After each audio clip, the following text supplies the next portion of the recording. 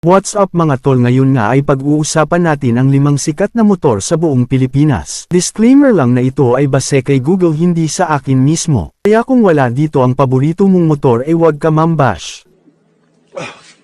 So dito nga hinanap ko sa Google ang top 5 sikat na motor sa Pilipinas at ito nga ang lumabas. Ang una nga ay ang Yamaha Aerox, ang pangalawa ay ang Honda ADV 160, pangatlo ay ang Raider 150 Fi, ang pang-apat ay ang Honda Click 125i at ang Suzuki Bergman Street. Ow! How did they think that was okay to even put it in the game? Ang Yamaha Aerox 150 version 3 ay ang pinakabagong modelo ng sports scooter, mayroon itong mga na-update na LED projector lights. Mas malaking 30mm inner tube front fork. Rear disc brake na may ABS.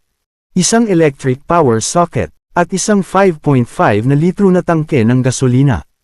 Ang gas consumption nito ay umaabot ng 40 to 45 kilometers per liter. Ang Aerox standard version ay nagkakahalaga ng estimated price na 125,900 pesos. At ang higher version naman ay nagkakahalaga ng estimated price na 163,900 pesos.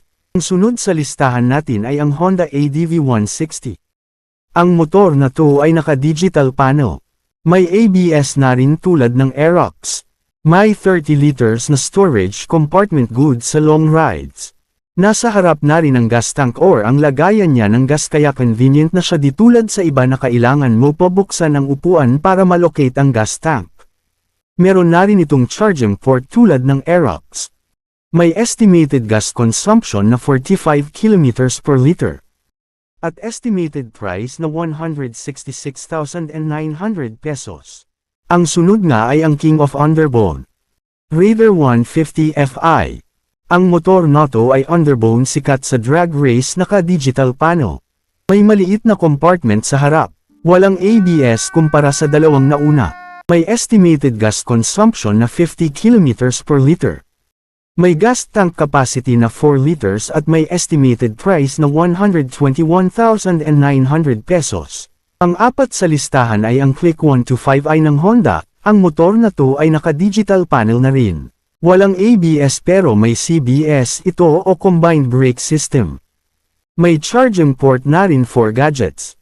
May compartment size na 18 liters, may tank capacity na 5.5 liters, at may gas consumption na 50.3 kilometers per liter. Ang estimated price nito ay 81,900 pesos, ang pinakamurang motor sa ating lineup.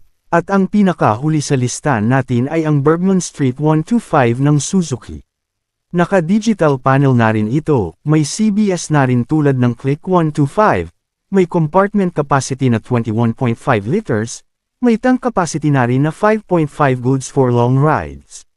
May gas consumption na 50 to 58 kilometers per liter at may estimated price na 83,400 pesos, at ang higher version naman ay nagkakahalaga ng 92,400 pesos. Kung gusto mo ng safe na motor and komportable ka, go for Aerox and ADV. Kung bilis at porma naman ang hanap mo, go for Raider Fi. At kung gusto mo naman yung safe, komportable at budget meal, go for Honda Click and Bergman Street. Kung ikaw ang papipiliin, alin sa top 5 sikat na motor ang pipiliin mo? Comment down below. Hanggang dito na lang mga tol, thanks for watching. Please subscribe to my channel for more videos like this. See you in my next video.